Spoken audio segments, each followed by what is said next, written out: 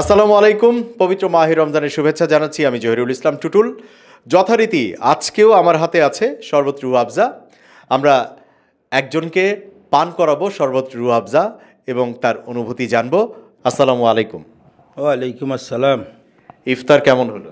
জি আলহামদুলিল্লাহ। তো ইফতারের পরে আমাদের দেখা যায় যে গলাটা আবার একটু শুকিয়ে যায়, আমরা পানি পান করি। এই পানিটা শুধু পানি না হয়ে যদি শরবত রুহ আফজা বা রুহ আফজা নির্যাস হয় তাহলে সেটা কেমন হয়?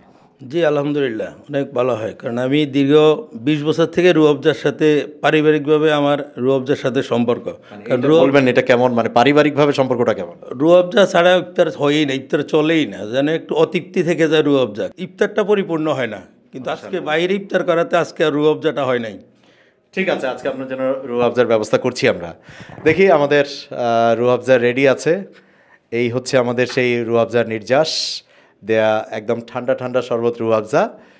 আমরা এখন এই গ্লাসটা আপনার জন্যই রেডি করে রেখেছি। একটু বিসমিল্লাহ বলে যদি পান করেন। বিসমিল্লাহির রহমানির রহিম। বিসমিল্লাহ।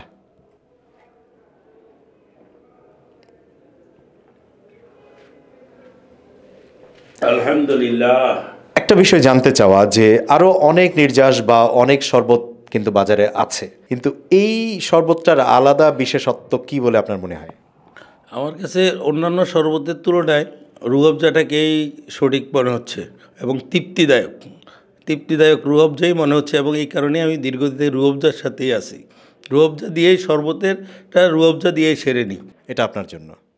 জি আলহামদুলিল্লাহ, আপনাদেরকে অশেষ ধন্যবাদ, রুহ আফজাকে অনেক ধন্যবাদ।